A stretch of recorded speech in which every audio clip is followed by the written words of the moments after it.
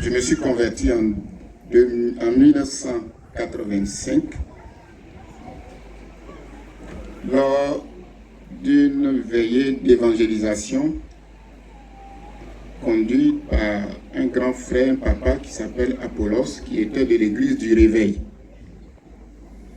Et ils sont venus assister les deux chrétiens Séma de Saint-Zénou. C'était à l'ancien village. Et c'est lorsqu'ils ont fini de prêcher qu'ils ont demandé qui veut donner sa vie à Jésus aujourd'hui. C'est là que je me suis levé. J'étais encore très petit. Que j'ai donné ma vie à Jésus. Ça me fait 40 ans aujourd'hui de vie chrétienne. À l'époque, on n'était pas beaucoup, un petit nombre. On a commencé l'œuvre de Dieu dans le petit salon de mon père, une petite maison en terre. Et puis après, on est devenu un peu nombreux. Et ils ont construit,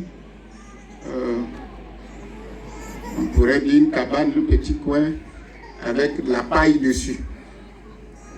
C'est là qu'on priait. Et j'ai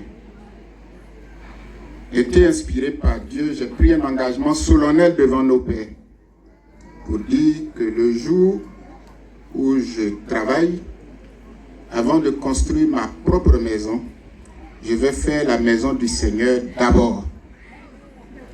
Et c'est cet engagement que Dieu m'a permis d'honorer. Mais j'ai demandé une seule chose à Dieu. J'ai dit au Seigneur Tout-Puissant que quiconque dans la foi entre dans cette maison, qu'il ait la vie éternelle. C'est la seule chose que j'ai demandé à Dieu comme récompense qu'il doit donner pour avoir construit ce temple. Voici donc mon témoignage. Il est court, non? Il est vraiment court. Merci, que Dieu vous bénisse.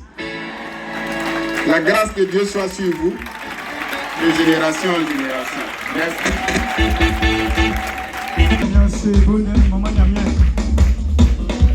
Acclamation, s'il vous plaît. Honorons Dieu par des acclamations. Exaltons Dieu par des acclamations. Glorifions Dieu par sa toute la gloire. Le maître des circonstances.